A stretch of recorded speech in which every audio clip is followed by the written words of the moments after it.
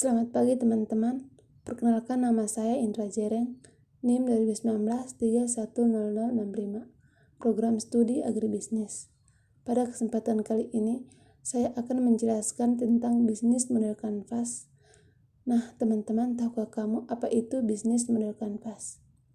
Bisnis model kanvas ialah suatu kerangka kerja yang membahas model bisnis dengan disajikan dalam bentuk visual berupa kanvas lukisan, agar dapat dimengerti dan dipahami dengan mudah. Latar belakang bisnis. Limbah kardus merupakan limbah rumah tangga yang belum banyak dimanfaatkan oleh masyarakat. Jadi, di sini saya akan mendaur ulang limbah kardus dengan tujuan mencegah adanya sampah yang semakin hari semakin menggunung. Sampah merupakan hal yang serius, harus ditangani segera. Berbagai jenis sampah telah mewarnai setiap sudut pandang kita. Oleh karena itu, sebagai jalan alternatif, saya mencoba untuk memanfaatkan kardus yang tidak terpakai menjadi sebuah kerajinan, membuat rak buku yang unik serta bernilai jual. Bisnis model kanvas yang akan saya jelaskan yaitu rak buku terbuat dari limbah kardus. Nah, cara merancang bisnis model kanvas adalah dengan menjabarkan 9 unsur penting dan ide bisnis yang kita buat. Yang pertama adalah customer segment. Membahas tentang siapa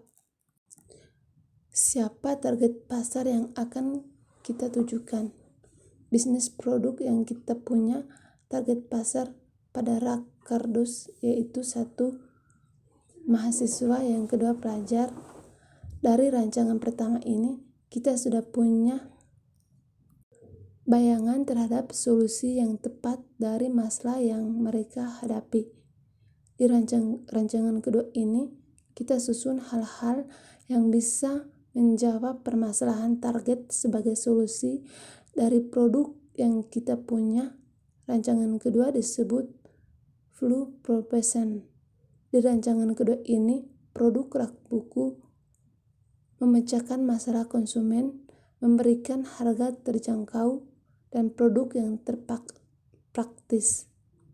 Setelah itu, kita harus bisa menentukan media apa yang tepat untuk mengomunikasikan dan mendistribusikan bisnis yang kita punya. Rancangan ini masuki rancangan ketiga yang disebut dengan channel. Produk rak buku ini mendistribusikan dengan mengomunikasi melalui sosial media seperti Facebook, Instagram, dan WhatsApp. Kemudian masuk ke rancangan keempat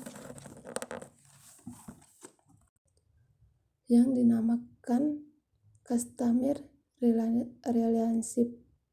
Di rancangan keempat ini menentukan cara berinteraksi dengan konsumen setelah melakukan transaksi produk rak buku, menentukan interaksi dengan cara memberikan diskon di hari besar, kemudian memberikan gift kepada konsumen. Hal ini dilakukan agar konsumen lebih dekat dengan produk yang kita punya. Kemudian masuk ke kolom kelima, yaitu disebut dengan revenue streams. Dalam bisnis, nah, di kolom ini kita menentukan dari mana bisnis kita memperoleh keuntungan. Masuk ke kolom ke-6 atau sering disebut key request. Di rancangan ke-6 ini akan terisi dengan apa yang kita punya untuk mendukung bisnis kita. Di rak buku ini mempunyai akun sosial media yang aktif untuk menghandle serta memesan produk yang kita punya melalui sosial media. Masuk ke kolom ke-7 atau disebut key effectives.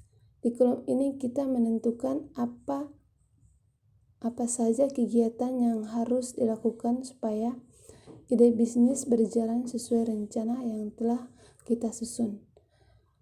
Di produk rak buku ini, yaitu menyampaikan promosi produk seperti yang kedua, menggunakan bahan produk yang baik.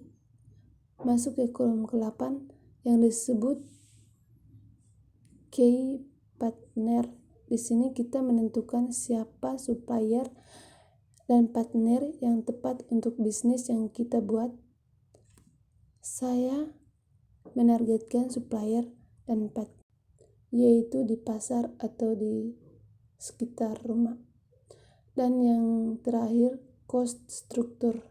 Di sini menyelesaikan apa saja biaya yang harus dibuat untuk menjalankan ide bisnis kita. Rak buku mengeluarkan kuota internet dan biaya bahan produk. Teman-teman, itu tadi penjelasan dari bisnis model kanvas yang saya buat. Kurang dan lebihnya saya mohon maaf. Sekian dari saya. Terima kasih.